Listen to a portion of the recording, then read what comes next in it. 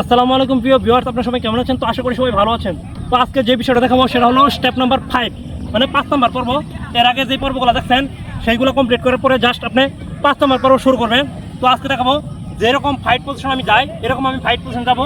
যেরকম আমি কাত লেভেল পা খোলা রাখবো, ডান পা স্টেপ সামনে দিব, এরকম ব্যান্ড পজিশন হবো, অথবা কাত লেভেল খোলা রাখবো, বাম পা সামনে দিব, স্টেপ শুরু করব।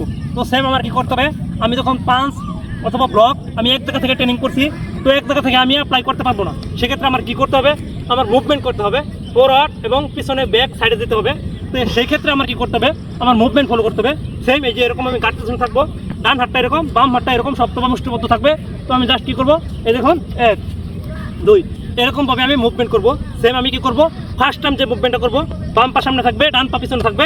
সেম 1 2 3, মানে এরকমভাবে আমি আগে পিছিয়ে যাব, সামনে পিছিয়ে যাব। সেম মুভমেন্ট আমার শুরু করতে হবে। 1 1 2 3, এরকমভাবে 1 2 3, মানে একবার সামনে যাব একবার পিছনে যাব, এরকম আমার মুভমেন্ট শুরু করতে হবে।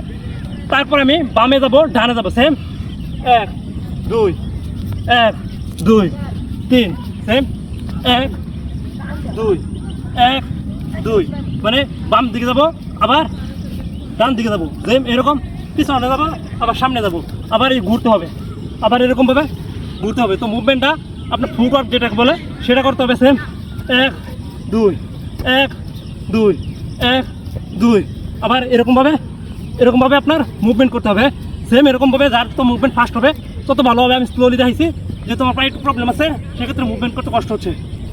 1 2 1 2, এরকমভাবে আপনারা মুভমেন্ট করবেন। সেম মুভমেন্ট করার সাথে সাথে আপনারা পাঞ্চ এবং কিক এবং কি ব্লক দিতে পারবেন। সেম 1 2 3 1 2, এরকমভাবে আপনারা মুভমেন্ট ট্রেনিং করবেন।